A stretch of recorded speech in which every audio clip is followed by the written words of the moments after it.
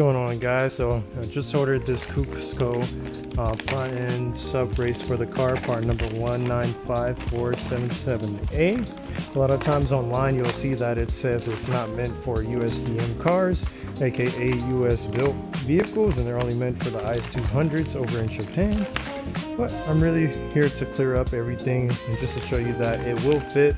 Let's get this bad boy unwrapped. Good there. Grab some handy dandy tools. Slide this guy right on over. Get started here. I'm dropping this under tray on the car. Got a couple tins towards the front. Of course, if you have power tools, it's gonna make this job very easy and quick for you, especially with the lift. If you don't have one, try to jack up the jack stands as high as possible. Give you enough space underneath to access everything you need. If you have a lift, honestly, you're way more comfortable, way less time spent getting this under tray off. While it's here, we're going to service a few parts on the car. And then towards the back, it does have a couple like Phillips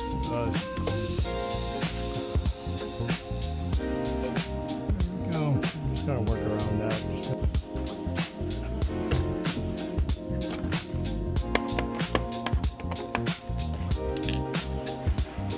My little handy dandy 1/2 inch impact here. Perfect. There we go. That's the one there. 117 on the other hand right here. Perfect. Drop this other one down over here. There. And switch it out to the 14-inch socket. Gonna be a couple 14s on the side part of this brace. Open right here.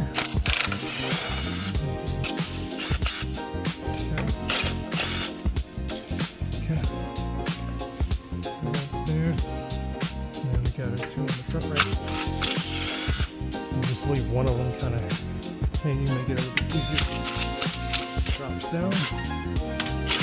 Go. Perfect, and the last one here. There we go. And brace this out. Over time, the braces, when you're driving, especially if a lower car, can take on some wear, as you see right here on the car. So that was one of the reasons why I wanted to change it out, and a nice way to upgrade.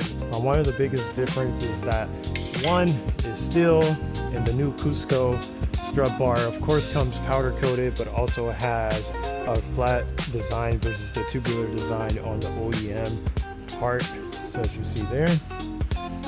And you can get new bolts for it, but these bolts are pretty good threads. I'm looking at it now, they aren't messed up at all. Just be sure to check it. I see it has like some red residue. Possibly could have Loctite or based, or not even Loctite, it's possibly anti-corrosion material, it looks like, on the screw. But definitely once we get these back up, we'll get them torqued and get the brace back on. You might run into, as far as this brace not fitting, is when you put the cover back on. Sometimes the fitment isn't the best, but I'm going to leave it on here just to kind of protect it. I'm going to blow off the dust and stuff that gets inside, just to kind of help keep dust from getting onto it. So let's grab this here, bring this guy down. Just going to do a little spray off here. Get off the old dust from the car.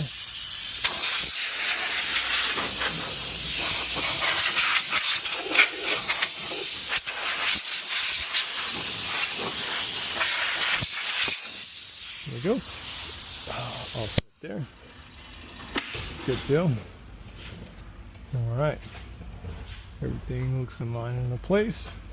Just gonna slowly take these up now, since they're all positioned properly. Slowly take them up. Perfect. So they're in place. I don't have too much of an issue now.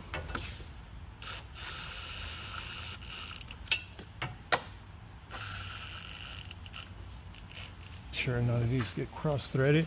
I guess the proper way would be to do it by hand, but have some experience. Yeah, I'm just taking them slow, not reaming them in there, or else you'll be in for a bigger headache. Having to change out the arms and everything. Okay, there we go, and the last one on this side. Oh, perfect, looking good. Right here, it's going to be 43 foot-pounds of torque for the smaller 14s, and as far as the 17s, they're going to be 88 foot-pounds of torque. We're all set. So we're just gonna go to 43 here real quick. Perfect. And I'm just gonna come here.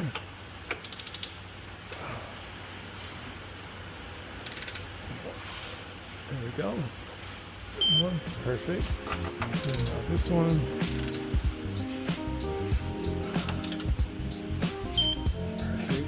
Okay. Okay, so now I'm going to torque my 17s right here to 88 foot-pounds of torque. So let's go ahead and bump that up. I'm using a digital torque wrench. My Icon. It's pretty good. Use it for my engines.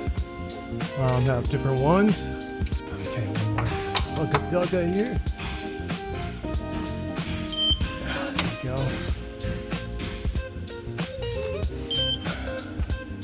It's a little bit harder for me since sitting on the creeper. Probably wouldn't be best, but I just want to kind of take some time to sit down and relax and do it. Now that everything is torqued on the car, the new strut brace in.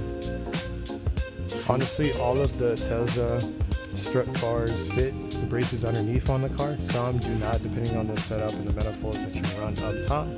But however, underneath you can see that have the E-Box front sway bar. Now I just added the brace. There are a few other braces underneath on the car that could be changed out. Now that we have everything situated here, just gonna put these braces back into place, just like so.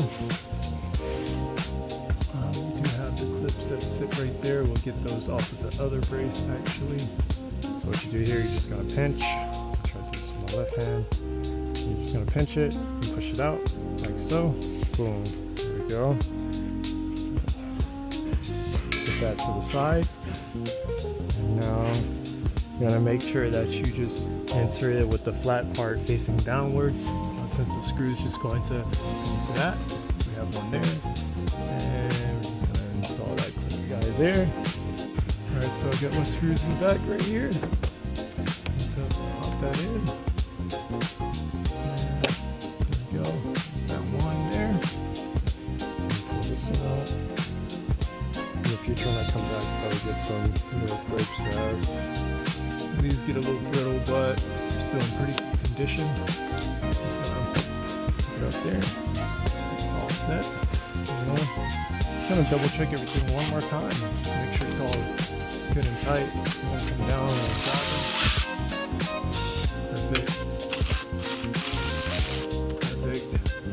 And that is the complete install of the strut base for this vehicle. As you can see, everything's installed.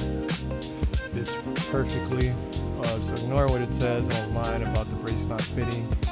I do know there are some fitment issues with the Megan Racing, or maybe it's the Tenabe lower brace, but I know this one fits pretty good as far as like the OEM cover. The only reason I put it back, yes, it's always good to like see it, but it's just going to help from the dirty materials just kind of getting there and preserving the brace. Tune in until next time. I'm out of here. Peace.